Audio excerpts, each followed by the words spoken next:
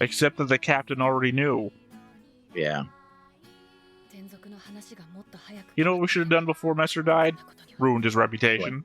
That probably would have been great. Hey everybody, welcome back to the Stoneface Reactions. I'm Theta, this is Lessons, and we are back for some more Macross Delta. First off, though, we do have a board. And with the board comes the board changelog, where I added the Voldarians to the list of alien races. I added Burger Stone, and I marked Messer as dead. I mean, that's a big caliber round that went through the cockpit. I doubt very much he survived that. I thought it was a beam weapon, actually. It doesn't even matter, regardless of any of that. Yeah. There was an explosion in the cockpit afterwards, and not like an explosion, an explosion of blood. Like, unless he was like, Heinz ketchup packet, this'll be funny, bam! Like, then I'm pretty sure he's dead. Like, it's gonna be, I don't know. There's the element here. I have it in my notes. A whole thing about Messer and how I cursed him to die. Not intentionally. I have a curse running characters. Where I would think I'd be more upset if he survived. Because you don't, like... I'm trying to think. This is horror movie level shit. Like, if I put you in a room with a window on it and heard you scream and then blood coated the window, you better be dead for the rest of the movie. Like, I could have lost an arm. Okay, what do we watch? Saw? Are we watching Saw now, where somebody cuts off their arm and still survives without medical attention? Like, also keep in mind the fact it exploded in blood, and now he's careening to the surface of the planet. Oh yeah. I don't know how much more like deadly a situation we have to code this to then, well, Mulaflaga helmet floating off into space, where we have to then reanimate it for a future release to make him alive. Or Gundam 00, that guy who also appears to die in space and then falls from orbit and then is alive next season, which I guess also describes Gundam Seed character too. You know, takes nuclear explosions to the face, wakes up in space. Don't worry though, it's described in the manga. Whatever that means. Look, I don't want to translate that. I'm not going to translate that part. I'm sorry. I'm not popular enough to make a GIF out of, so I'm not going to do these things without fear. 10 years away. 10 years from now, I'm running for like a senator seat. Don't worry. Is this you, Senator? Don't worry, I don't plan to live that long. Funny jokes turn to sexual jokes, turn to dark jokes. Yeah. Anyway, any comment on the board or the board changelog? Not really.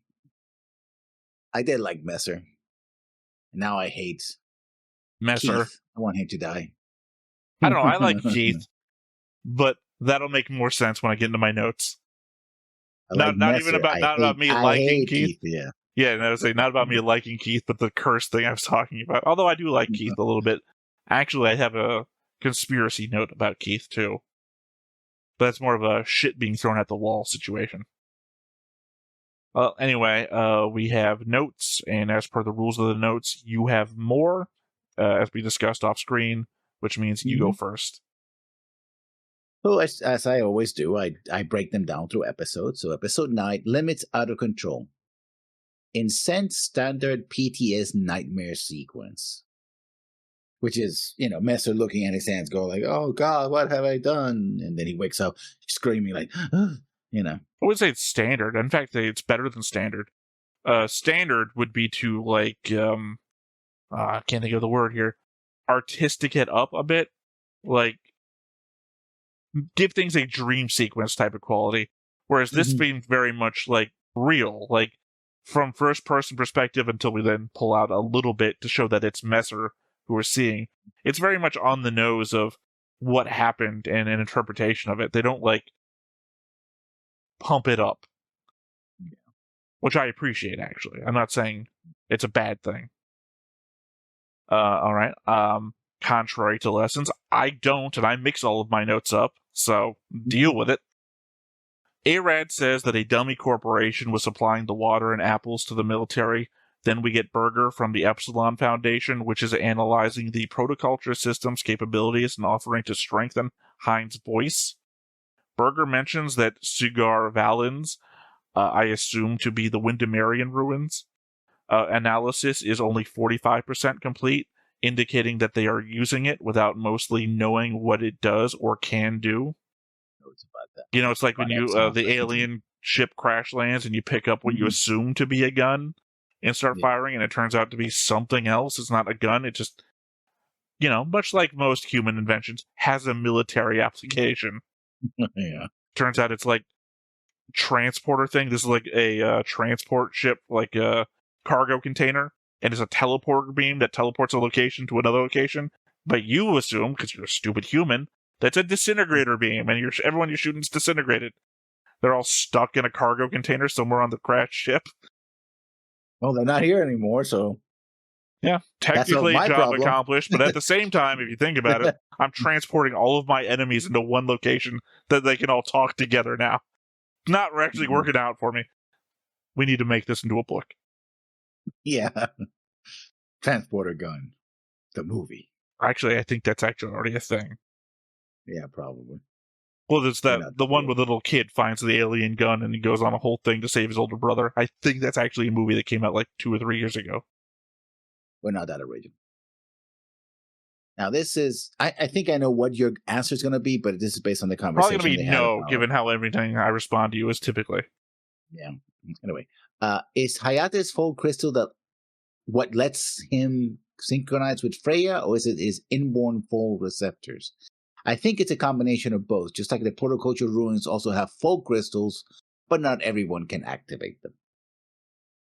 So in this context, no actually doesn't make any sense as a response. Yeah, I was going to go with the full crystal thing. I said that. Ironically, I said that from episode 0.89. That's a full crystal. And every time it's like glowed when he's feeling a thing, kind of weird because it reacts the same way for him as emotion does to Windermerian. Or when she's singing and he's resonating with her, it also glows. So either that or he's not going to spoil that. It's on future note of mine. The former is my response. Your note, then. I'm not going to skip to the thing I was just referencing. I have a much shorter one here. I think it's notable that they say the Sidesnull only accelerates the spread of VAR by stimulating the growth of fold bacteria, implying that the bacteria is already present in most cases.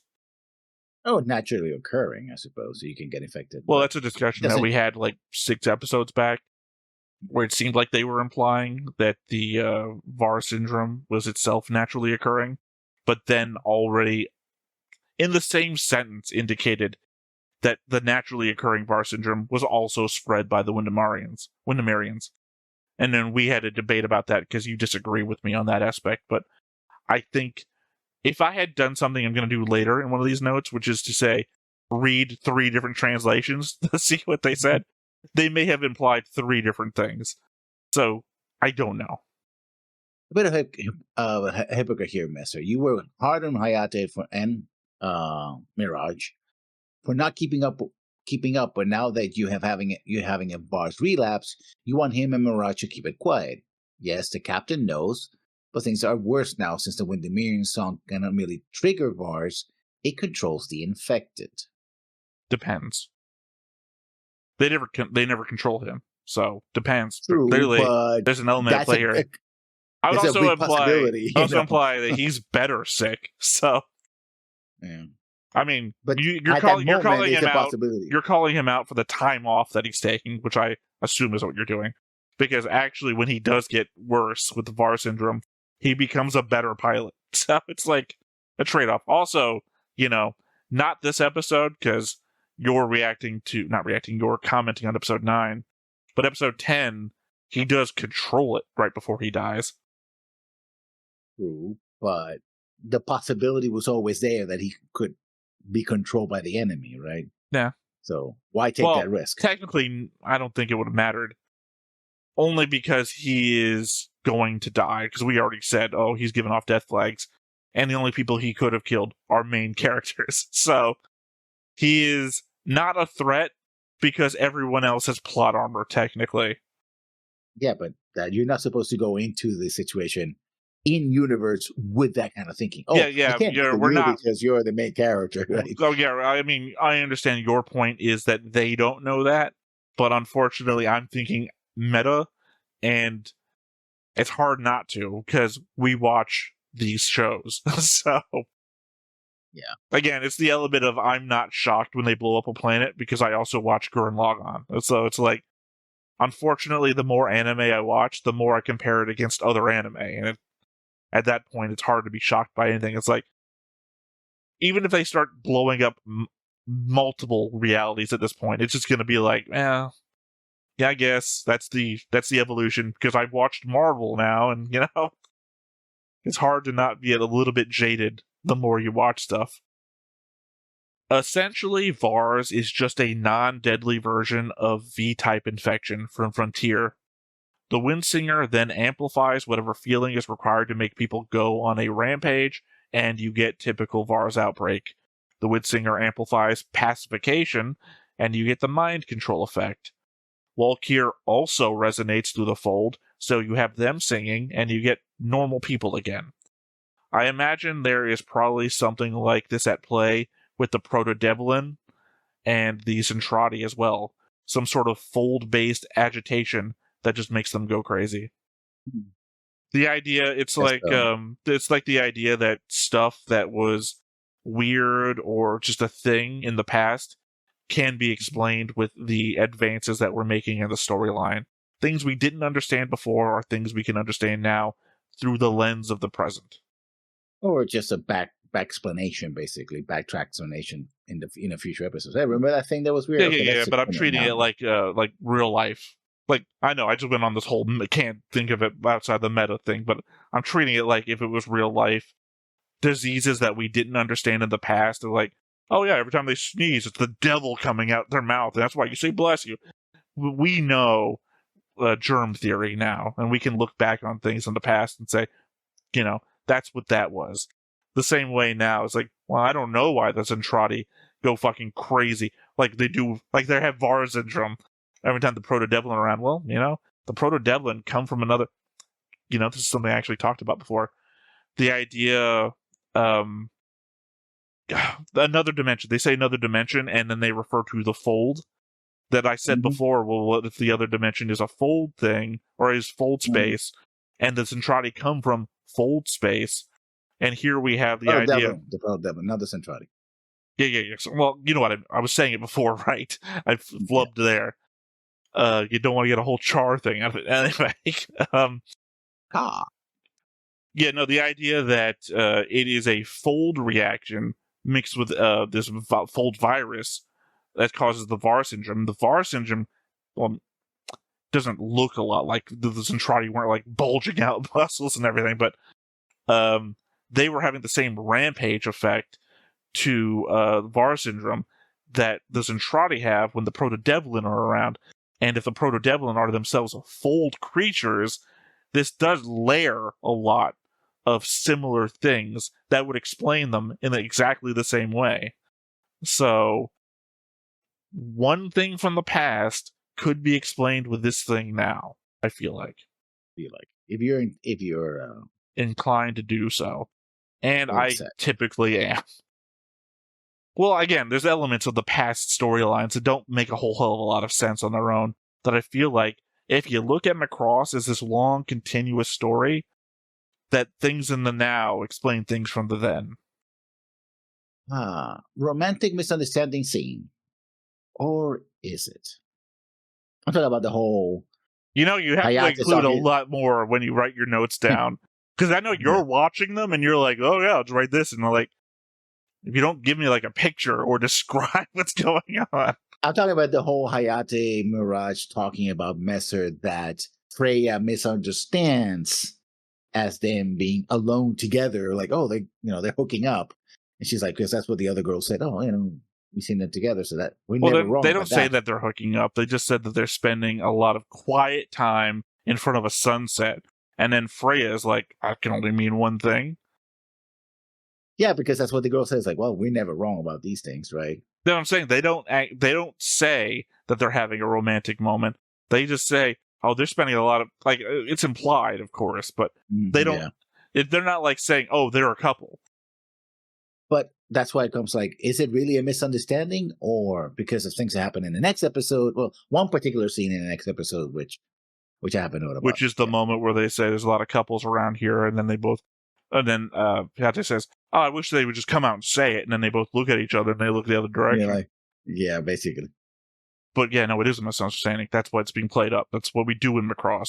It's triangles. Triangles all over the place. All right, here's my long note that probably isn't going to come to anything. So the description of what happened to Messer was a bit confusing to me, so I read all 3 versions of subtitle that we had just to be sure. And I'm going to start with the one that we watch, so you might understand my misunderstanding. 2 years ago, you were in Marienburg on a planet called Elfheim, which was wiped out by a VAR epidemic, period. I heard you nearly died there, but Captain Arad saved you from the verge of death, period. I'm saying these punctuation marks because specifically they change how you interpret everything. Like in this position, you were in Marienburg on a planet called Elfheim, which was wiped out by a VAR epidemic. The planet or Marienburg? Because I'm reading this as though the planet was wiped out by VAR syndrome. What's your interpretation based on this, the reading that we got? Yeah, I think it was a planet, yeah. And you nearly died there, but Captain Arad saved you from the verge of death, implying that Messer was on the verge of death. All right, those are the subtitles that we read. I was confused because due to punctuation, it kind of reads as though the entire planet was wiped out, but you could also just mean the place called Marienburg was wiped out. The city, yeah. The retail subs. 2 years ago, the planet Alfheim was decimated by a VAR outbreak, period. I heard that you were one of those sole survivors from the city of Marienburg, rescued by Commander Arad while critically wounded. This one seems to indicate that it was the whole planet, but only that it was decimated, not fully wiped out. Though, not entirely sure what one of the sole survivors means. You're either the sole survivor or one of the survivors. Not both. Also, they want to make the few survivors as opposed to sole survivors. Yeah, that's not the words they use. They use anyway. Yeah. Also, another vagary: did Commander Arad rescue you while he was wounded, or while you were? If I didn't have the first translation, I would think that it means that he rescued you while he was injured. Because again, rescued by Commander Arad while critically wounded. Not while you were critically wounded. Rescued by Captain Arad while critically wounded. He saved you while he was dying. Anyway, we have another subtitle set called GG. 2 years ago, the VAR wiped out a planet called Elfheim. Period. I heard you were from the town of Marienburg, but survived. Period. Captain Arad saved you from the verge of death, supposedly. So now it's even in question. And here we are again saying that the planet was wiped out. Except now Messer wasn't just in Marienburg, he's from Marienburg. This is the second translation that says Messer was the one that was hurt, so 2 out of 3 on that one. Either way, wasn't aware that the translations were so varied from one another and that we were getting one specific version of the story. I mean, that's usually how it goes with translations. Well, I'm saying if you were only watching this with the GG translation, Messer's from Marienburg, and the planet was wiped out. Whereas, if you're only getting the retail, which I guess was the default, Elfheim was only decimated, which means people are still alive there, versus the GG translation, which is everyone's dead. And again, different from the one that we watch, which might imply that only Marienburg got wiped out. So, I mean, to clarify, because people can use the word decimation to be utter destruction. No, decimation is every 1 in 10. Yeah, removed by 1/10. Yeah. And it's a decimation, yeah. Yeah, that's what I'm saying. They used to do the word in the retail, they say Elfheim was decimated. Yeah. GG says the planet was wiped out by VAR syndrome. Wiped out does mean completely destroyed. or not destroyed, but completely removed from. Versus the ones that we watch, Marienburg on a planet called Elfheim, which was also wiped out. Retail says decimated. So 1/10 of the population. The ones we watch and the ones from GG say wiped out. Which would mean, well, I very specifically put in my notes about what planets exist. Planets of the Pacific Cluster, Al-Shahal, Ragna, Yondeth, Listania, Windermere, Alfheim, Anthem 3, Erebor, Voldar, Randall. I've included a subsection, planets wiped out. Alfheim. Because I don't know if we're ever going to go there. They got wiped out. Or possibly decimated. In which case, they're just fine. Literally, if you decimated Earth right now, there'd be billions of us left. Close to decimating about 800,000. There's about 9 billion people on Earth right now. So it'll be 900,000 people that would get killed. Give or take. You mean 900 million people? 100 million, yeah. Close to. I mean, ironically, I think they say when they estimate world population that we're never going to get over 10 billion because that's literally the limit to how many people could exist on Earth at one time, given population numbers as they have happened. That like 9 to 10 billion is about where we're at maximum. So if we did reach 10 billion, decimating us would be down to 9 billion people. Like, literally. I mean, we a lot of people, though. Yeah, and I'm not saying it's not like horrific and whatnot. I'm just saying that at the end of the day, it's not even like bubonic plague numbers. Like, it's not Spanish flu numbers. It's like, we're gonna be fine. The human race. Bubonic plague was 50% of the European population over the period of three centuries, I think it was. I think the Spanish flu is worse than that. Yeah. But yeah, it's not even like zombie apocalypse numbers. It's like, we're gonna be fine. Next year, we'll probably be back to 10 billion. Unless, global infertility keeps going on. This is like why the last man. No, that's all men die. I can't remember what I'm thinking of. Where global populations keeps going down because people just have less and less kids. If you watch that recent video about why Korea is a dead country, that population has grown to like one child per household or something like that, and it's an already elderly population. So even if the population numbers kicked back in, the fact that it's an elderly generation with no kids to support them anymore means the welfare system of the country isn't going to be collapses. That no matter what happens in the future, Korea, as it has been, is going to die as a country. Now, granted, that is partially where our viewership comes from, so I apologize if this is horrific news to you, or maybe we're wrong. It is a Western country video system that came up with that, so I just gotta believe that they did the research. So the power of the Windsinger unlocks the ruins, but once they're unlocked, Wildcore can use them, or at least influence them. Yeah, I mean, seems to be the case. Although I would argue maybe not Walkyr. What's her name? M-name. The leader of the group. Yeah. I have real questions about her. I didn't put it in my notes, but the fact that she was just floating down underwater. She was floating underwater next to the ruins, not worried about breathing or anything. Yeah. Whereas previously in the scene, they were all having to wear like full-on outfits and everything. Yeah. Like maybe she is a good deep diver. Like maybe she is like an Indian pearl diver. One of those. They can go down real deep for a real long time, holding their breath. I think it's Japanese pearl divers. No, it's Indian pearl diver. I'm willing to Google it. Go ahead. I'm not saying there's no Japanese pearl divers. I just think, well, that's the problem. There is Indian pearl divers and there is Japanese pearl divers. I could be thinking of Indian pearl divers, and it's just two different things. Yeah, there's Indian pearl divers, but you also have Japanese pearl. That's what I'm saying. We could. I mean, you're wrong in that that's not what I was thinking of, because I was obviously thinking of Indian pearl divers because they're a thing. But I'm not wrong from the aspect of Indian pearl divers don't exist. Historically played a vital role in the pearling industry, especially in the Gulf of Mannar and the Arabian Sea. East Indian divers, like all these old pictures of it too.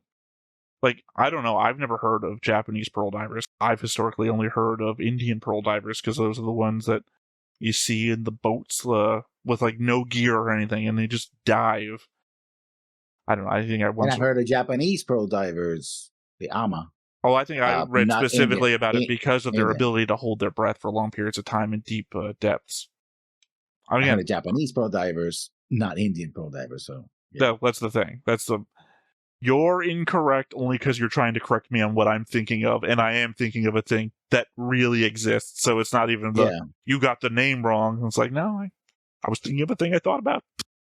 Mm-hmm. Although, I guess from that aspect, I would never be wrong, because even when I'm wrong, I am thinking about the thing I'm thinking about. It's like when you go on a game show and the question asks, do you know the name of the capital of South Dakota? And my answer is no. And I'm not wrong. You don't know. That's the question you asked me, is, do I know? And I don't. Next question. Mark that one as right. The protoculture ruins have energy shafts pointing towards their planet's cores. The image shown, however, looks a lot like a series of roots extending to the planet's core. I mean, yeah. Either way. Well, the imagery invoked to me when they say that, I'm sure you know. God, her name started with an I, and now I can't remember it. A character from Star Wars. She was not an Inquisitor. Maybe she was an Inquisitor. I don't know. I don't remember. She had a Super Star Destroyer. Yeah, Isard had a super weapon pointed at the core of Coruscant. Yeah, that's what it invoked in my mind. Like, I don't know why the protoculture would have done that. No, actually, what she had was a super destroyer that was buried in the upper layers. Here's the problem I'm having, is that I'm associating it with something else, which is I used to do a lot of Star Wars RP forum stuff. And while I was reading about Admiral Isard, somebody was doing a storyline where they had a Death Star super weapon built on Coruscant, pointed at the core as a fuck you device. You know, you can't take the Empire from us, sort of thing. So, kind of the way when I was growing up, I used to read Star Trek Voyager books out on my grandparents' front porch, and down the street, people would be playing country music pretty loud. So now in my head, I have country music kind of associated with Star Trek Voyager books. They're not connected, but it's the experience that I had while reading them that connects them in my head. Mm-hmm. So the fact that when we see the imagery, when Captain or Commander Arid is looking at it, and it's like this branching root network where only some of them actually branch down to the core, is just an unexpected way to visualize it. Like, I was thinking, oh, they're going to fucking destroy the planet with these things. Like, again, we only know what they're made to do 45%. The thing is, we know less about them than what we're using them for. Or, sorry, what the Windemirians are using them for. You know, this is something I kind of mentioned before. Like the gun that teleports thing that you mentioned. I don't know if you mentioned it this or part of QX. No, I think it was at the very beginning of this. Yeah. It very well might be a terraforming device that could be used as a weapon, you know? I'm still leaning on the fact that they're slave commanders, and they might have actually set this whole thing up. Or, sorry, you go first, and I'll say my two theories. My theory always has been that this is how the protoculture created these planets, to be places where these creatures, these species that are humanoid, which they modified, could live in. That's the whole purpose of the ruins. But because of the way they're constructed, they could be used for other things like destroying a planet or enslaving people, whatever. But that was the original intent. Well, my two theories. One is the whole slave commander, fighting a war that we're losing, falling back thing. That they might be set up to destroy. I think I brought up before the idea of Engines of God was a book I read once where this alien race is being destroyed by basically these giant clouds, nanoswarm clouds that are searching the galaxy for right angles, because right angles don't appear in nature. So they're just destroying any civilization, and right angles are a sign of civilization. So to save themselves, because our planet's already been hit once and they survived somehow, they built all of these right-angled shit all over the galaxy near other civilizations. to lure them away, like a fuck you to everybody else. Because that's one of the inciting incidents. Is like the cover of the book is this alien sculpture on Pluto. And it's like, where the fuck did this come from? Because all it is the structure and like footprints in the snow on Pluto or whatever the fuck it's called, that lead away into nothing. And there's like no evidence of anything anywhere.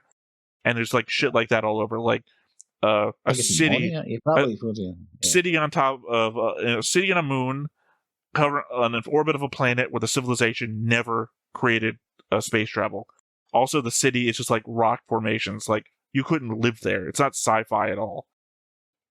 The reason the planet never got space travel is because they got fucking wiped out by a cloud of nano. Yeah. Like, also the space race that did all this also got fucking wiped out by the cloud anyway. Like, it's just it's this whole mystery. That's what the Engines of God is all about. That this could be that these could be traps. Like, we left these ruins on the planets for you to come investigate and get fucking destroyed. Yeah, that reminds me of the first book of the Inherit the Stars series, Go Inherit the Stars. And it basically was deposited that the asteroid belt was a planet.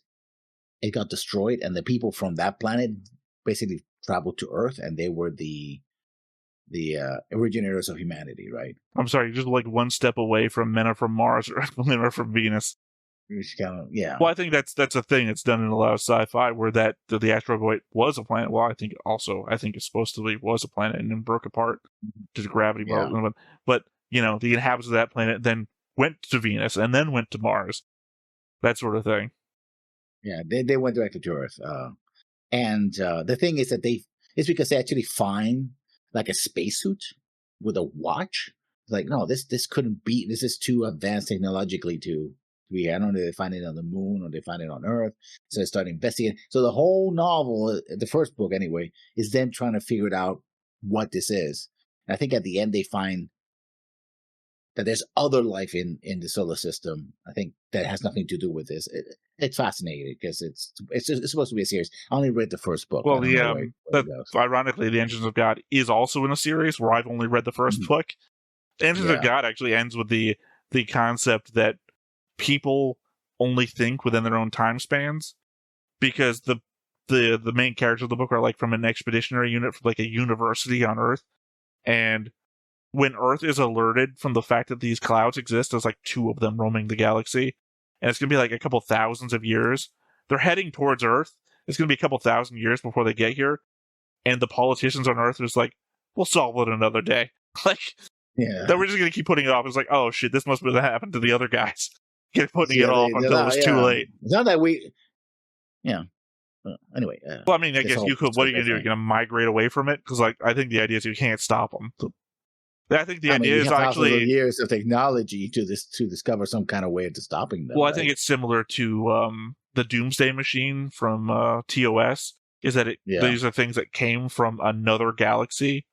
Like, there were an intergalactic war that these guys were at war with people from another galaxy, and these are those weapons. They came here from a long time ago and are just wiping out life across the galaxy. Anyway, that was my first idea. Second idea is maybe these things are going to link up together and form like a giant dimensional shield around the entire cluster, the same way that Windermere seems to have a dimensional shield. My next take. Well, actually, that was you were responding to my note, right? Nope. I think so. That was my note. Just a throwaway note. I think it's still dumb that Hayate doesn't wear a helmet.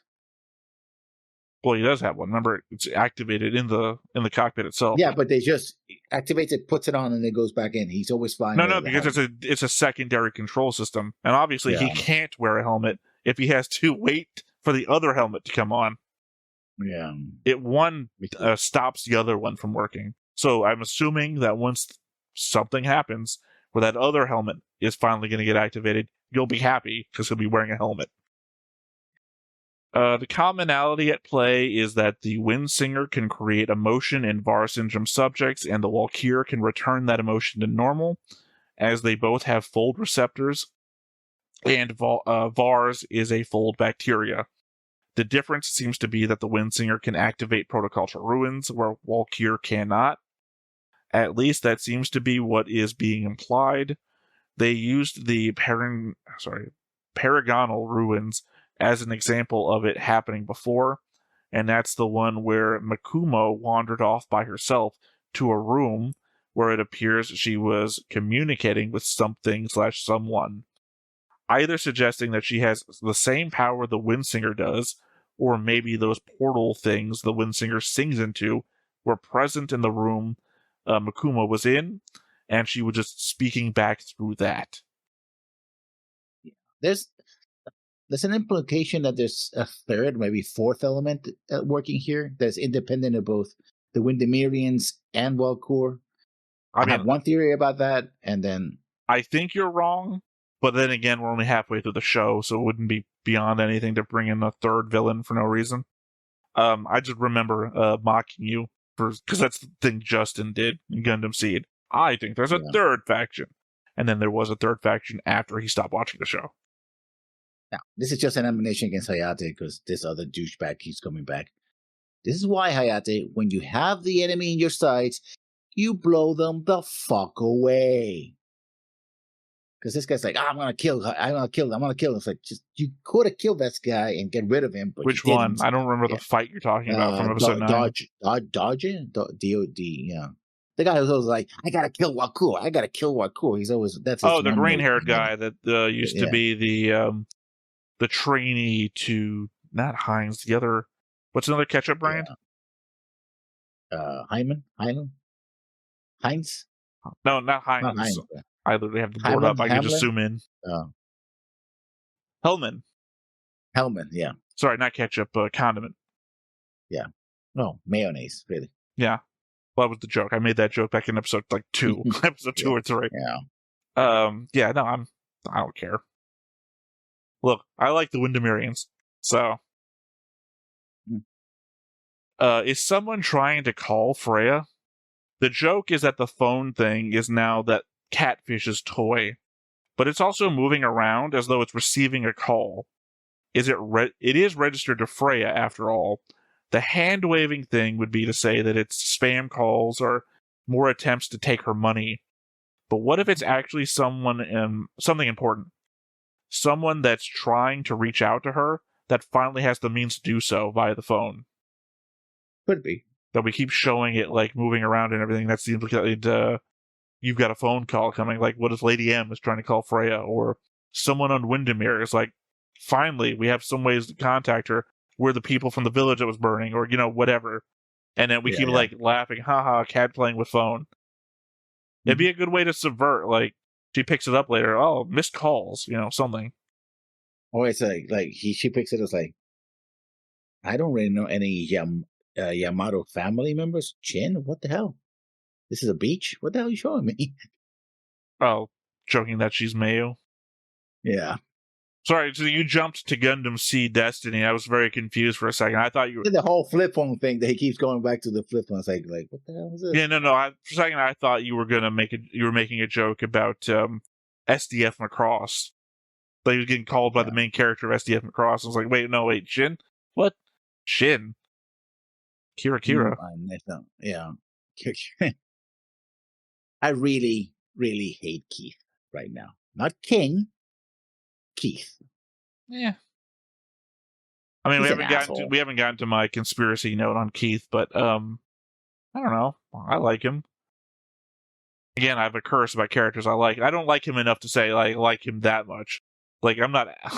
Sorry, I'm not. Also, don't care if he dies or not. I mean, I like him as a character who has motivation and an impetus to do things. There's so many characters in the shows that we watch sometimes that it's I don't feel why they're doing the things that they're doing, other than the fact that they're just motivated by the world moving around them. Whereas Keith is a character who's motivated to do things himself. And I always appreciate characters with self-motivation. Yeah. So, on the tier of character appreciation, everybody else who's just reacting to the world down there, and even if Keith were annoying, he's annoying you, he doesn't annoy me that much, still above that. I would rather be annoyed at a character who's doing a thing for their own purpose than suffer through somebody who's just moving with other people. Lady M was interested in data on someone with continued VAR syndrome. I just put that down as a note to keep track of later. Hints about what Lady M is up to. That's what I was like, why would Lady M want to keep Messer around? I guess you answered my question. Well, yeah, no, they very specifically said that Lady M wanted more data on Messer after he had continued VAR syndrome. So, oh, that didn't work well. I mean, actually, it worked perfectly. He, in fact, became became able to control it, which I don't know what that implies, but that also made him the greatest fucking pilot ever on our side. So for 1 second, and then he died. So, oops. Well, that is nothing to do with anything. He didn't die because of the VAR syndrome. We didn't see the blood explode in the cockpit because he controlled the VAR syndrome and then his fucking head exploded. He got shot. That has nothing to do with anything else. You're like, you'd be like if you came up and said, "Hey, Data, I solved cancer. I can call all cures of cancer," and then a hand came with a screen with a gun and blew your head off. And like, shit. Well, the fucking cancer killed him, I guess. It's like, no, had nothing to do. No, two different things. Well, it's supposed to make him a better pilot, and it clearly didn't it did. He literally, even the other guy was like, he can read the wind. Like, everybody fucking appreciated how good this guy suddenly got. Now, and then it wasn't enough though. He became the greatest pilot. It did not make him immortal, right? If he was like, he controlled the VAR syndrome, he's fucking immortal now. Like, to be fair, he should have won then if he was the greatest pilot, but I guess that wasn't good enough. The greatest pilot. I even said the greatest pilot on our side, because didn't mean he was the greatest pilot of all. These guys are naturally reading the wind. He had to become one with the VAR syndrome to read the wind. Look, I'll also remind you. God, I wish I could remember his name off the top of my head because this would play a lot better if I could. You know, I'm like a leaf on the wind. That guy got killed right after saying that. Yeah. But at least he got to land the ship. Did he? I feel like he crash landed. Well, I guess it's in the name, right? But he also died as the result of his own landing the ship. Anyway, I guess I'll go to my next note then. So the technology used to unlock the protoculture ruins doesn't come from Windermere, but from the Epsilon Foundation. And who or what is Sigurd Valance? You said that it could have been the name of the ruins. No, it is the name of the ruins. It follows the naming of the ruins scheme that we already have going. And what does Epsilon gain from helping the Windermerians other than money? Also, the representative from Epsilon looks like somebody from Al-Shahal. Looks like an Al-Shahal native. To your first part, no, it does come from the ruins. That's why they're analyzing it. They're not adding technology to the ruins. They're analyzing the ruins. They actually said that our technology can increase the ability of the ruins by 45%. No, they say our technology can increase Heinz's ability to sing. This is literally my first note, remember? You should have added this to our discussion about my first note. I mean, I'll go back. ARAD says the Demi Corporation was supplying the water and apples to the military. Then we get Berger from the Epsilon Foundation, which is analyzing the protoculture system's capabilities and offering to strengthen Heinz's voice. Berger mentions that the Cigar Valance, and I assume this to be the Windermerian ruins, analysis is only 45% complete, indicating that they are using it without mostly knowing what it does or can do. It's literally the first thing I wrote about because, to your point about a possible third faction, Yeah. But because it seems like they're using both sides, but there's no indication of what their goal is. And that is something you said last episode. What are they getting out of it? But, no. They are analyzing the structure. They're not adding anything to it. Assumedly, when they can, whatever they can do to... they're not adding anything to it, though. They're using the structure. Mm-hmm. Yeah, assumedly, whatever they're analyzing it. That's what the analyzing comment comes from. Assumedly, whatever they're learning from the structure is what they're going to use to increase or strengthen Heinz's voice. That or, they've invented the throat lozenge. I don't know what the fuck they're talking about. Literally, it's the first time. Well, actually, I think it's the second time we've seen the guy, but it's the first time he's been introduced. Your note then. Sorry, scrolling up made me lose my place. Lady M. Just an observation about something that likely has no consequence. But when Messer and Arad are talking, Messer says, That reaction engine doesn't sound like it's calibrated properly. As we pointed out before, reaction in any mechanical context has meant nuclear the entire run of the show. So the jets have nuclear engines now? Oh, they always had them. Fusion engines, in fact. They've from never SCF1. They've never mentioned it before. Oh, no, yeah. All the way back to SDF1, when Roy is giving Hikaru a tour, and they're literally seeing the same scene. They're seeing the VF1s taking off from the Daedalus. Daedalus. It's like, oh, but their planes flying in space. Yeah, it's because they have thermonuclear engines. In fact, that was the whole point of Macross Zero. It's like, oh, we're going to have to use these weaker engines because we haven't, well, not the whole point of the series, but the point. Thank you. I was waiting for you to finish before I brought up the argument that I don't think that was the entire point of Macross Zero. They said, oh, you have limited time because we haven't installed we're using conventional engines and not thermonuclear engines that these designs are supposed to have. I legit don't remember any of that. However, will not debate. So what it does tell you is that Messer has like a very, like has such a fine, tuning of how all this works. It's like, yeah, I can hear this all. I'll be honest with you. If somebody next to me said, hey, I think the nuclear reactor is not operating right, I can hear it, I'd be running because I'll be waiting for that plane to explode nuclear over the city. Yeah. If it's so bad, you can hear that the nuclear engine's not working right. My next one is a short one. Obligatory festival episode. Yes, the whole episode wasn't the festival episode, but I would argue it's also not obligatory because we've had a lot of shows in the lineup that didn't have festival episodes. Yeah, but it's very common. Also, this one worked into literally the events of the last episode. So it wasn't like we introduced the weird triangle thing or the misunderstanding thing in the same episode and then just have a festival. It's like they planned for it by having the preceding episode include that kind of stuff. So it reads as planned rather than filler. Yeah, no, it is what it's not filler. I mean, usually think back to Macross 7, for example, where sudden beach episode, right? Oh yeah, yeah. So it doesn't feel as though it's just thrown in. It feels like it was a planned thing. Although in this place, a sudden beach episode wouldn't make a lot of sense. It would, because it would all be sudden beach. It's all been, the episode where Hayate is like chasing the catfish to learn flying maneuvers. It's like, it's all sudden beach episodes. Yeah. It really kind of feels like Royd and Keith have swapped places or something. Royd acts like I'd suspect Keith should at first glance, trying to protect Hines, respect his wishes, etc. If not for the fact that the King and Hines both refer to Keith as family, I'd suspect it was a Prince of the Pauper scenario.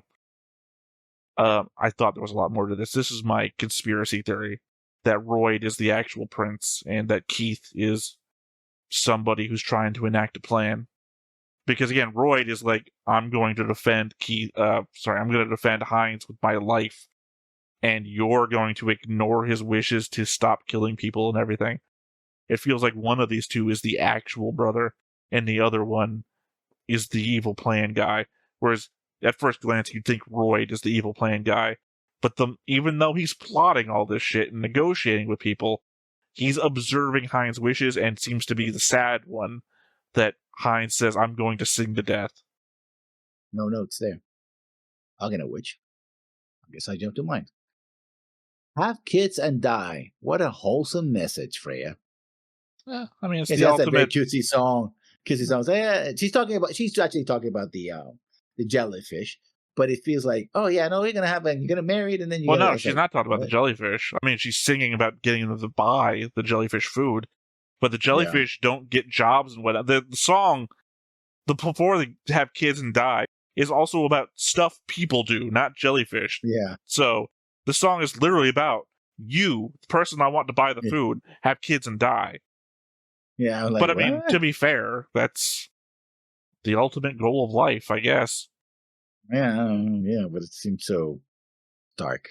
Well, it also seems to be a song very specifically to the Ragna and their celebration here, so. Good, yeah. When Walkir and Heinz are singing at the ruin at the same time, for some reason we get a half-second flash of Freya staring at the burning ruins of her past, and then a shot of space. If I were writing something like this, and I wanted a mysterious ruin to pass on a message non-verbally, I'd have it use the character's own memories to do so. In this case, my interpretation is that the ruin is warning of things to come from Freya's mind, which is to say the ruin she's experienced personally, the flaming flashback, but with scope magnified to all the stars in the sky. Mikumo says, a hole, and we see a purple backdrop with lightning flashes, but no real context for that either, so maybe that is also a Mikumo memory being flashed back to her. I mean, we do know where that image comes from, though, in memory-wise, because that's a hole in Windermere where we see the mountains have been carved out by, ostensibly... Well, that would imply that Mikumo was there to see it. Could have been. Unless you're referring to Freya's memory of the burning. Or it could be a shared memory with Heinz. No, we see specifically what Freya is seeing, and when Freya's flashback, because she reacts to it, and then we see Mikumo reacting to a different vision.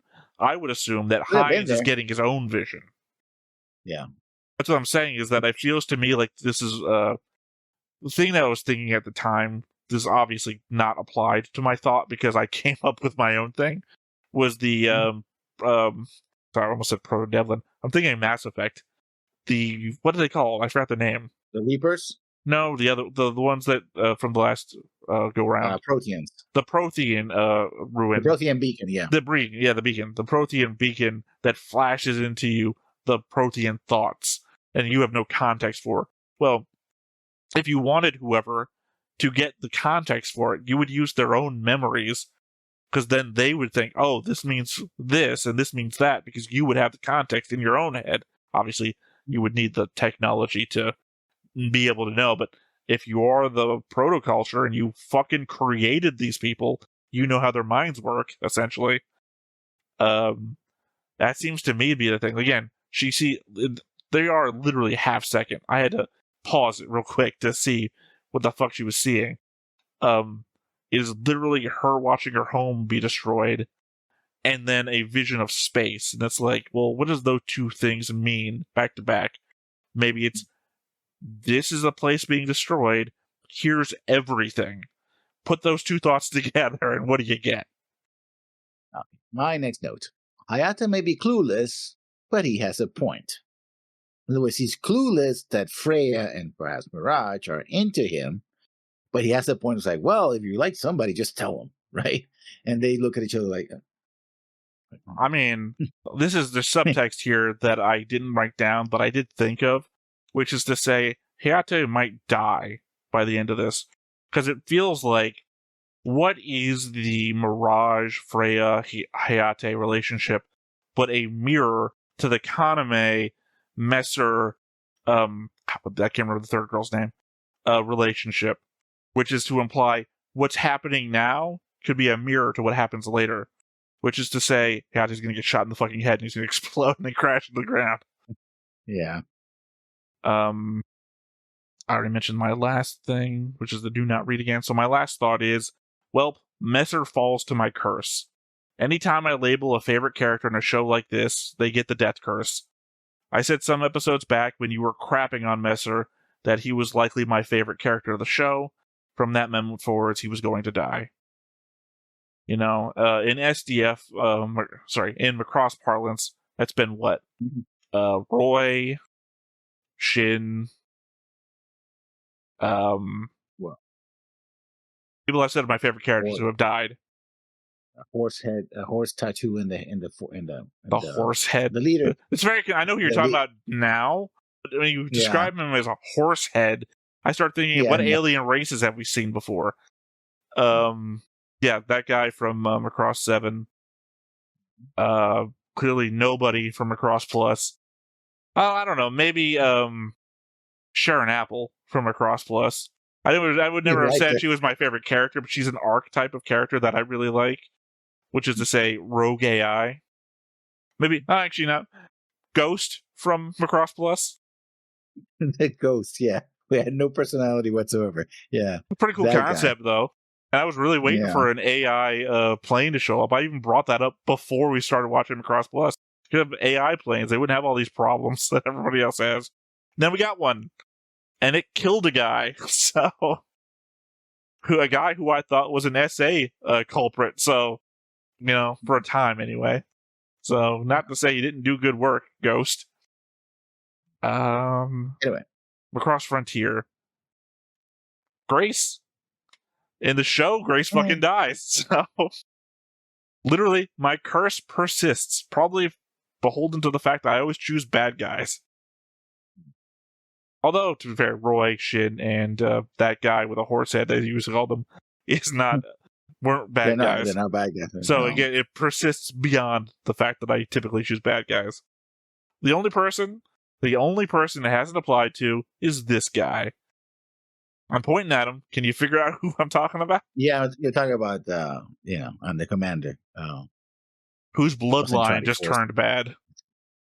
It's really hard to go from guy who wrestles Valkyries hand to hand after getting kicked out into space to Hollywood guy.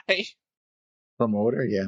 Yeah, well, literally, he's even dressed as the guy who's waiting for all the girls to come off the bus in Hollywood.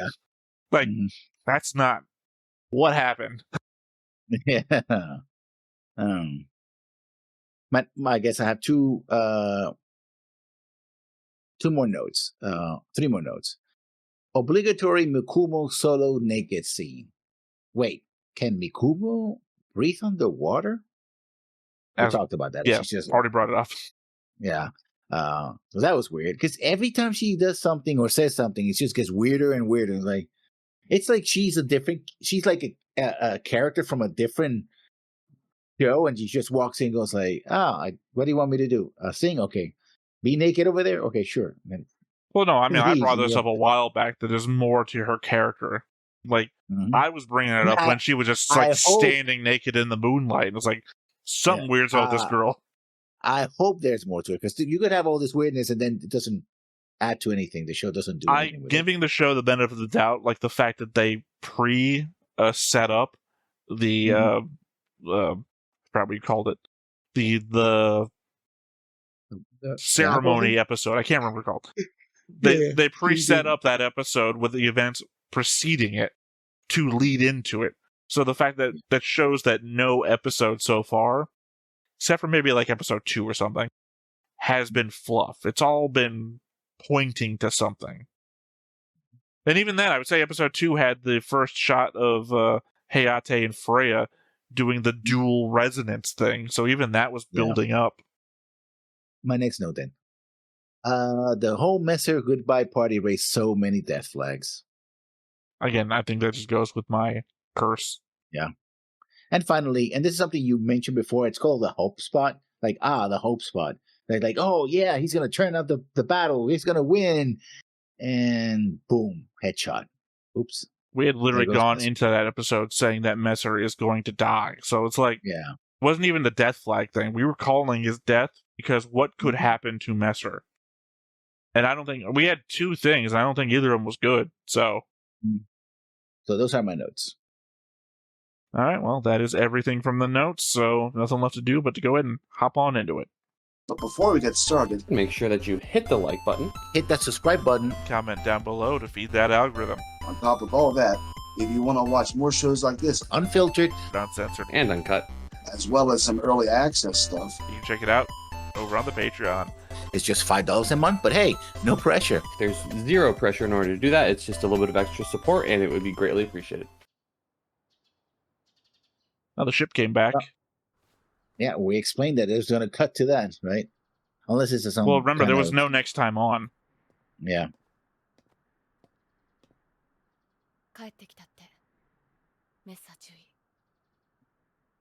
In the morgue.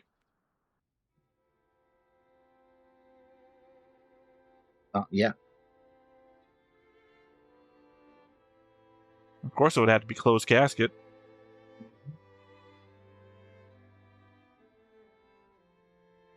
Look, I already said he was the best character of the show. You don't have to give me a whole funeral scene to make me feel bad for losing.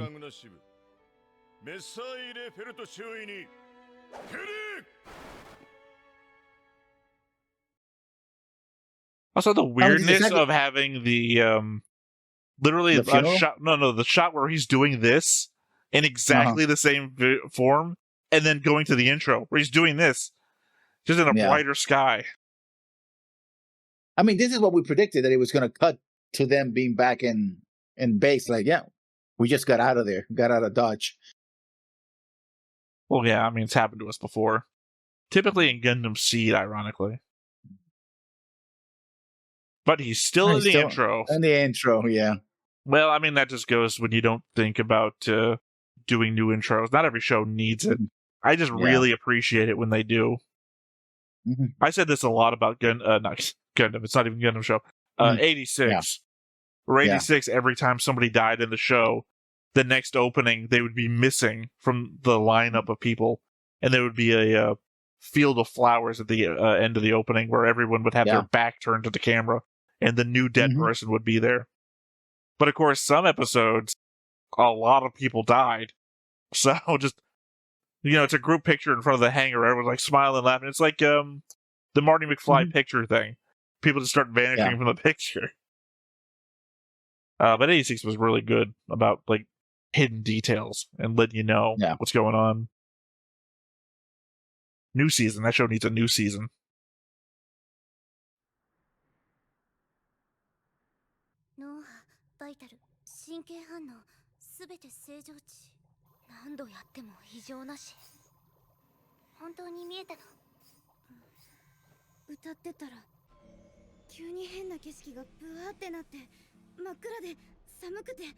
Okay, so it was a shared vision. Why aren't you scanning the other girl? Oh, never mind, you did.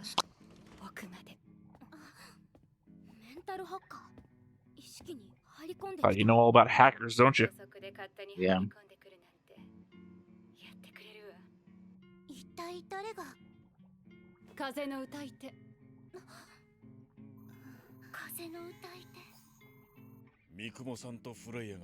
You think he's saying I'm gonna sing to death, but in his like sharing information with other people when he can?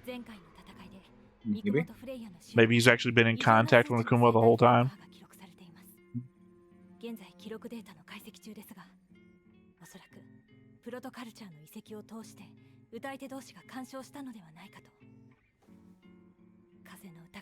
I guess it was a shared vision then.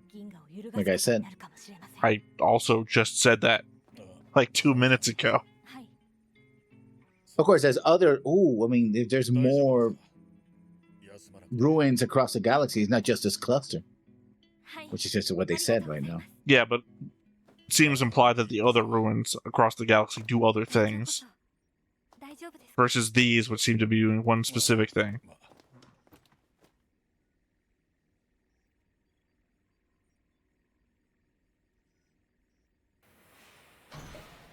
Also, copies Frontier a lot, that then. Just protoculture ruins rather than Vajra.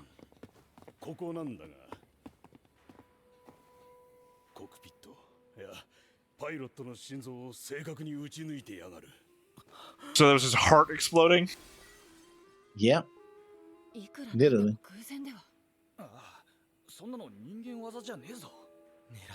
Well, give up 2/3 of your lifespan, and I bet you can shoot that well too. Although, to be fair, if he can shoot that well all the time, how has he not killed you every combat?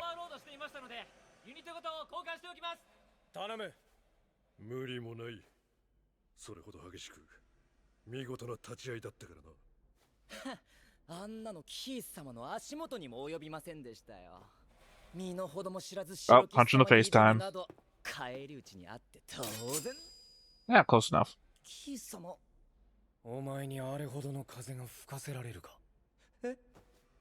How much time you got?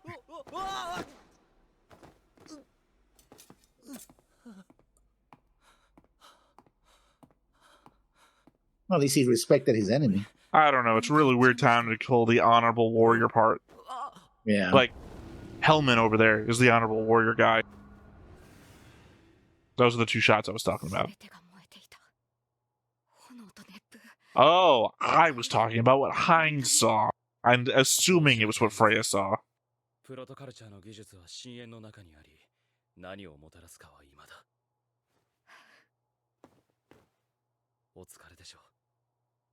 See, he acts like the brother you would assume would.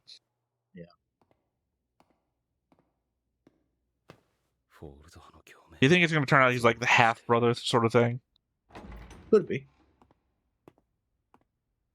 Oh, maybe he's half-human. It's going to turn out the king had an affair with a human, and that's why you can't, like, put it out there or anything.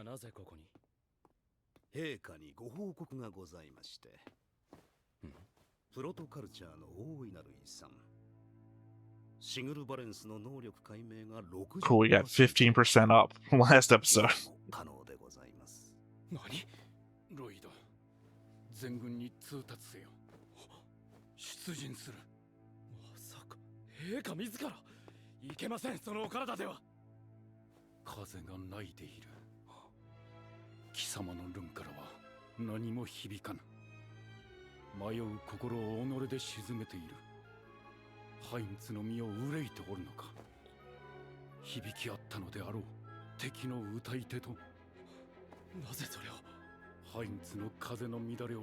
I mean, literally saw your runes floating in the air red, so...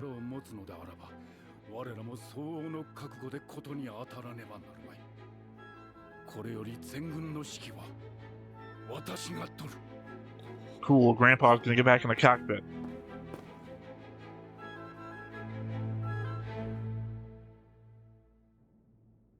I'll also say it, Burger's appearance looks fucking stupid, but I imagine it's supremely comfortable, though. But, you know, all the heat escapes from the top of your head, so shaving the top of your head and isolating it.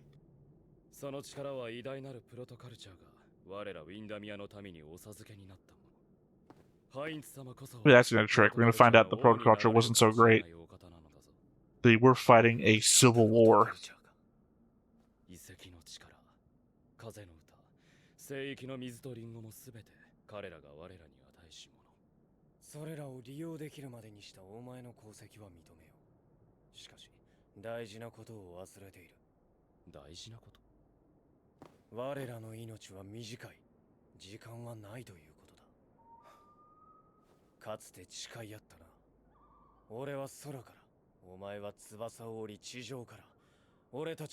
wonder at what point the Windemirians were considered adults.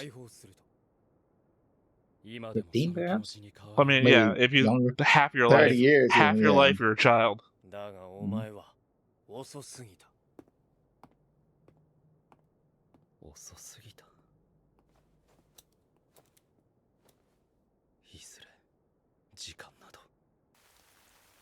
Oh, we're going into Gundam territory. He must have talked to Lala.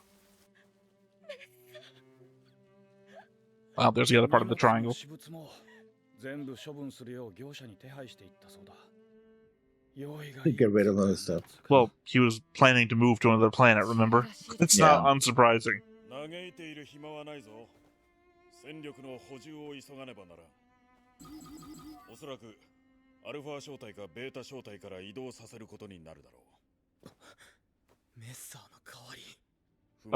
Yeah.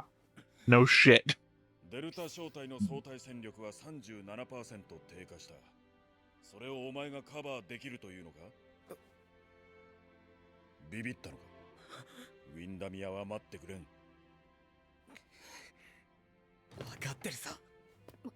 Arad basically said he was almost twice as good as everybody else. Yeah. Well, remember, they lost 1/6 of their people, but 37% of their strength. Yeah. Oh, the Beyonce training.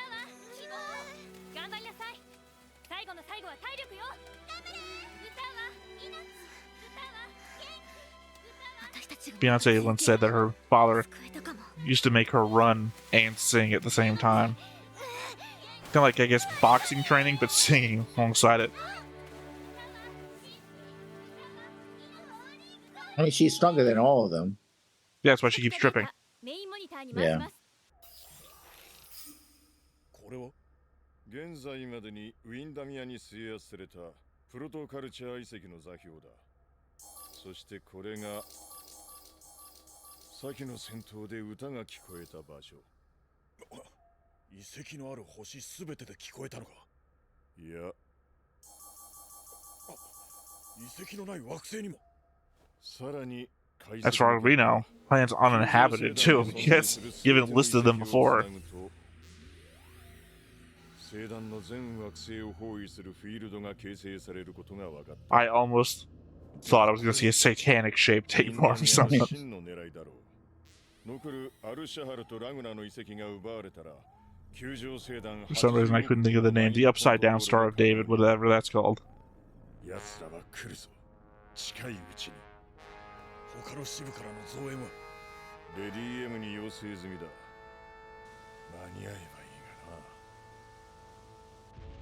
がな。あの日、ウィンダミアは全てを奪われた。風も、命よ、誇りも。地面を這う屈辱の日々。だが、それも間もなく終わる。これより我が軍は Cosplaying as an elf? 地球人とそれに組みする者どもを殲滅。すべての遺跡を奪還し、絶対制風権を確立する。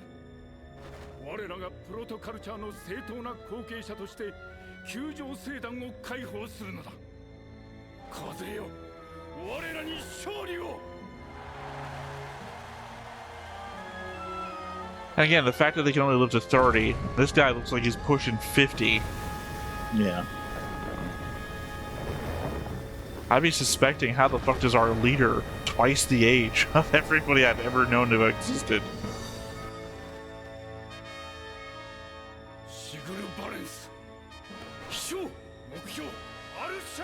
A protoculture warship? Probably. I mean, there must have been them, right? Mm-hmm.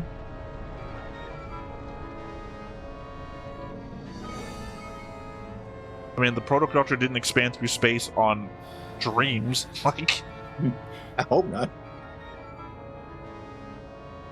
although I would have expected them to be flat and round, like the cities that we saw.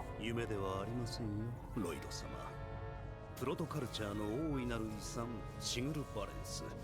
あなたが発掘したこの船が天に昇る日が来たのです。 I wonder if that implies that the other ruins are also ships.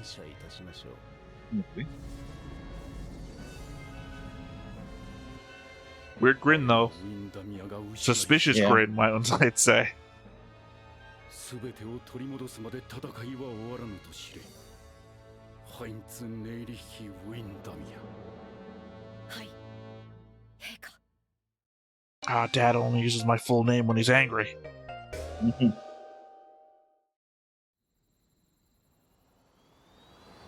Weird, though.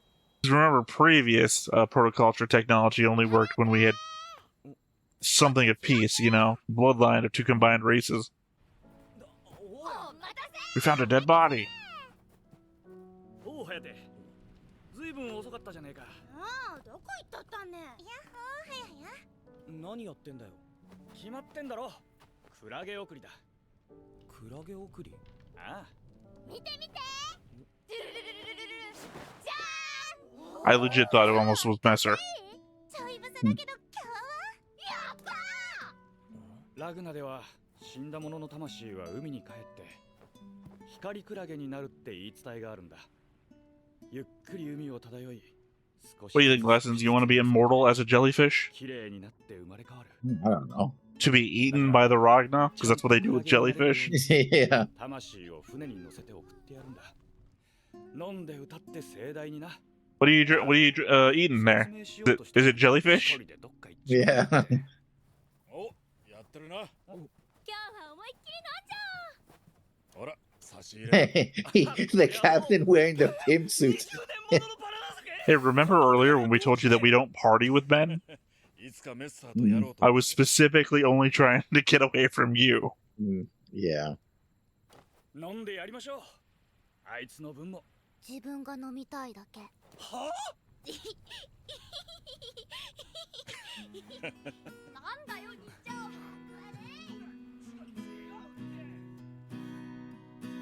Like most of them are minors, so I guess they can drink.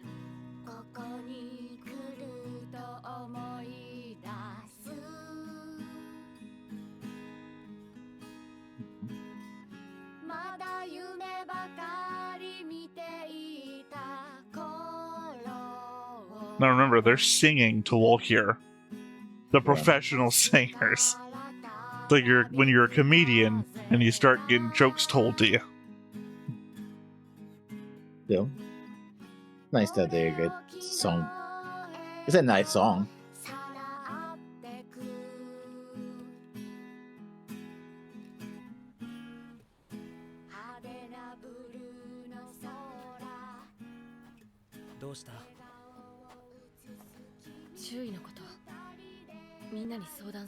Except that the captain already knew. Yeah. You know what we should have done before Messer died? Ruined his reputation. That probably would have been great.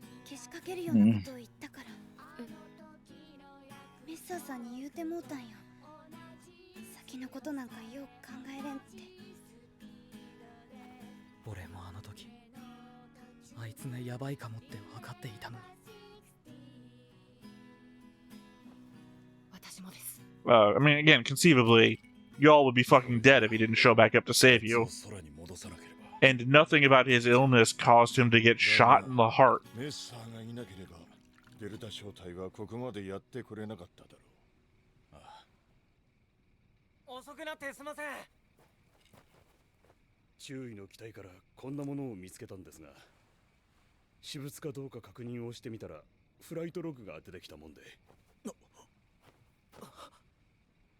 Well, I thought it was a picture of him. No, yeah, no, it wasn't, obviously. 2067. 8月16日、ミラージュファリーナ・ジーナス少尉。急降下するときだけ機体の角度が浅くなる。8月19日、ハヤテ・インメルマン准尉。旋回時のエンジンの吹かし方が甘く感じた。We intentionally only showed you shots of him being an asshole to everybody, but in fact he actually cared! 機体が少し左側にブレる。おそらく利き足の関係で少し反応が遅れるのだろう。そんな細かいところまで。I think it was implied that he noticed all of them before. Like when he tore you down before. 私ね、歌うことが好き。ワルキューレで歌ってる三雲さん、要さん、牧野さん、レイナさん。And in my private time, I take notes about how they all suck, and specifically the ways that they do. エッサーさんも同じやったんやね。そうやないと、こんなにみんなのこと見てないもんね。Or he hated you all, thought you were going to get him killed, and was taking notes to protect himself. In the court martial to come, like, oh fuck, well, they're military, they're a private military unit, but still. Well, no, I mean, it's like, if he thinks you all suck and are going to get killed out there, maybe he's taking notes on what to do to protect himself from your shitty-ass maneuvers.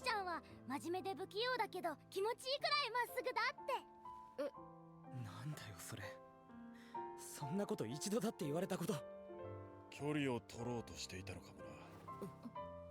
親しくなりすぎたら暴走した時にとどめをさせなくなるって。That's a pretty good point. You know, it also doesn't, like, glaze him up after he's dead for no good reason. It's a very realistic outlook. 一人で勝手に決めつけてんじゃねえよ。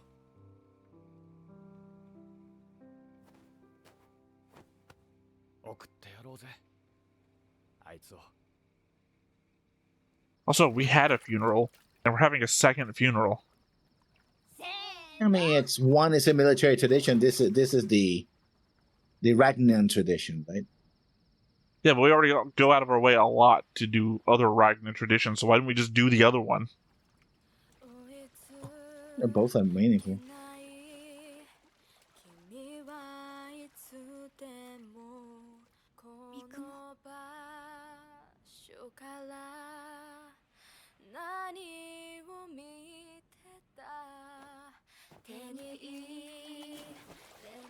This is Axia, right? ザーかもしれないから。That's cute. 隊長、あんたの言う通りだ。俺はビビってた。メッサーが死んだことに。メッサーより強いやつがいることにも、何もできなかったことにも。決めたぜ。補充なんていらねえ。メッサーの That's 分まで dumb. You do need a replacement. Specifically, there's 6 Valkyrie members. You need a Yeah. 6th pilot to carry the other one.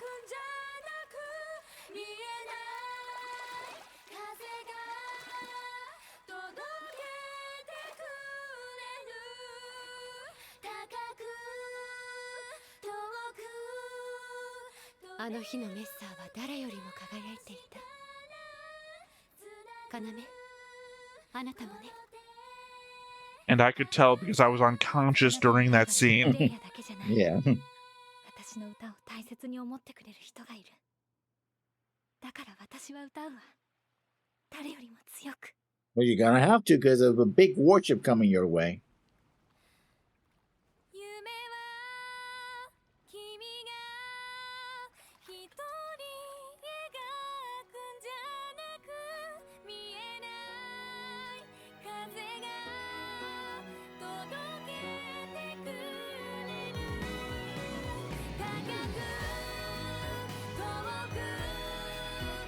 'This probably is one of the best send-offs I've seen of a character. You make comment that they did the whole funeral twice, but I don't know, this is pretty good for me. And ironically, I also complained that they did Roy dirty by not giving him a send-off.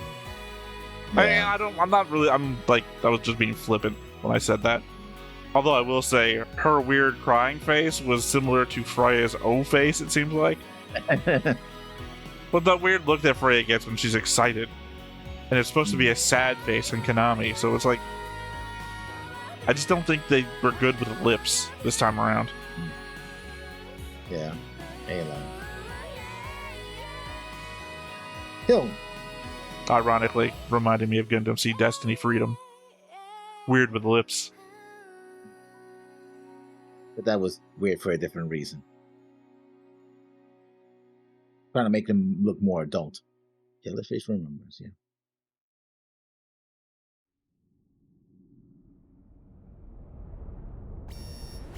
So the Windemirian fleet? No, none fleet. Mass huge. That was on the readout.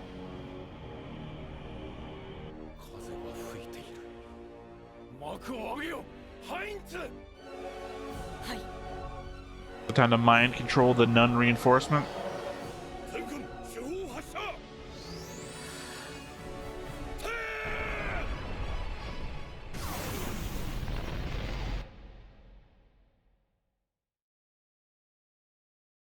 Okay, so either we mind controlled them and the first barrage didn't matter, or we're gonna get some Basara level shit. Either way. No, I think what's gonna happen is that they're gonna tank the first hit, shields, then Heinz controls them, and they just pass through them like then nothing happens. Given the fact that it's the ruins themselves that pass on the mind control thing. It's mobile ruins now, so we take everything with us. They go stronger and stronger for every planet they attack. Well, that or the idea, like I said before, that every planet has ruins, so maybe every ruin is a ship. But then again, we might need the Epsilon crew to activate it, which means we might not get every ship. Again, assuming that it's ships, we don't know if the Windemirian ruin was different from the other ruins. Yeah. Next episode. Never mind. Well, this was an emotional episode. I felt it. My problem is, and I brought this up a number of times, mostly during like solo reactions and shit, that I react differently when I'm reacting with somebody else than I do by myself. Yeah. I think I've cried more by myself than I have with somebody else on camera. And that's not like intentional. I'm not like trying to be a hard ass. I just don't feel the same way.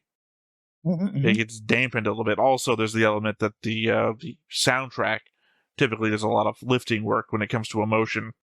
And by necessity, like when I listen to stuff, when I react to stuff on my own, I'm piping it right through to the headset. So I'm hearing everything. Whereas when I'm with you, I got to make sure you're in the headset so I can hear you. And I'm hearing this at a distance at a lower volume, which means I'm not picking up all of the emotionality. Then it's also hard to be flippant about a guy's death and then watch a whole episode about the funeral and then still take it seriously. It hit me. For me, it hit me. That's the whole thing had to say, oh, we don't need a substitute. That was dumb. But everything else tracked, I'm going to do it for you. Bitch, you're the worst pilot in the squadron. You're going to fill in for the best pilot in the squadron? Come on. I will say that I was thinking when I was rewatching everything and taking my notes, that I was like, do I be flippant about Hayate's improvement as a pilot? And the idea is that he's practicing off screen and all this other shit. It's like, you can't complain that a character changes with time. That's something I heard a lot, like when people are shitting on Picard, right? But Picard's writing is bad. I'm not so much complaining that Picard as a character isn't the same anymore. People can change with time. The show's writing is bad, which then doesn't reflect well on the character changes. Can a character change? Sure. Do I feel like this is applicable? Not based on what you've written. So, Hayate here, becoming a better pilot? Sure. I don't think he's as good as Messer. I don't think he stands in for Messer. But at the same time, I'm not going to shit on him for not having any skills. He's not the same Hayate. Yeah, he always had skills. At least no, he didn't. No, he didn't. Remember, he was a guy so bad at piloting, he almost crashed with nothing else happening. So, literally, took it off autopilot, almost crashed. So, he was a guy with no skills. At the same time, though, I'm not going to say he can't have improved in a nondescript time span. Still, I did like this episode. I'm seeing the rankings falling in my head. This is not the best episode, but it's probably my top 3 so far. Yeah, but again, there's 13 episodes to go? I don't remember. There's a lot of episodes to go, and the show, as we've been told, or as somebody said something somewhere, and then I keep reminding you, they say it gets better in the back half. So, they consider this to be amongst the worst episodes of the series. So, wow. Well, I mean, I don't know. Maybe this is the standout amongst the first half. I'm just saying that they say the first half is the worst half, second half is the best half. So, I mean, it's 24 episodes and we divide it evenly, then we already passed the first half. No, we're in episode 11.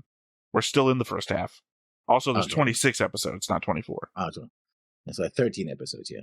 Yeah, so, but I don't know where the storyline divides. Like, I would assume this would be the last half because I assume giant protoculture ship takes off has to be in the back half of whatever's happening. Unless this is a fake out. Protoculture ship takes off, they start doing a thing, and then it fucking explodes and third faction comes in. It's even more powerful. You thought the protoculture ship was going to be the thing, but something else is the thing.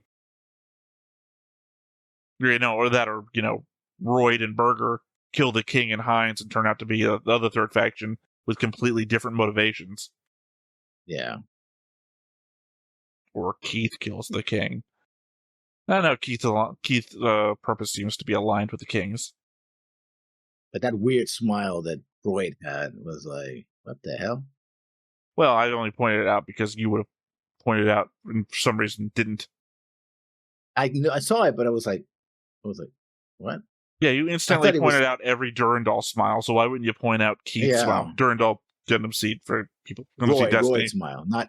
No, I said you pointed out every Durandal smile. Yeah. So I'm explaining who Durandal is to the non-Gundam watchers out there.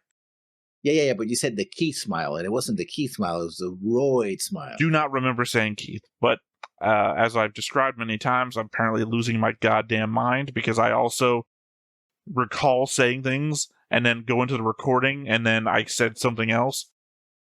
I don't know how many times I've heard myself say the wrong show when I'm saying, oh yeah, just like blah, blah, blah.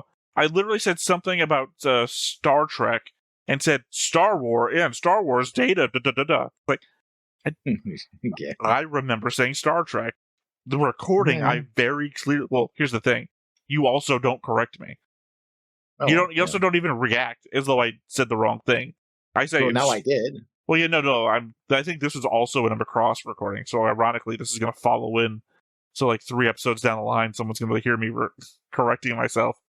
I'm not doing it like I'm an old man who doesn't understand sci-fi. I like Star Wars. I like Star Trek. I'm not doing it on purpose either. It's just the element that I said in Star Wars data, blah, blah, blah, and you're just like nodding along with me. So you also didn't hear it. Maybe I'm recording a different dimension. The Mandela dimension. Super dimension. Fold dimension. Right, because that was another point to the fold argument, right? Super dimensional fortress, super fold fortress. Makes sense. Because it does. It folds. I said, because it does. I wasn't saying, yes, it does, as I was arguing with you. I'm just saying, because it does. No. I understood your point. I wasn't being argumentative. No. I was preempting. I was preempting a mishearing.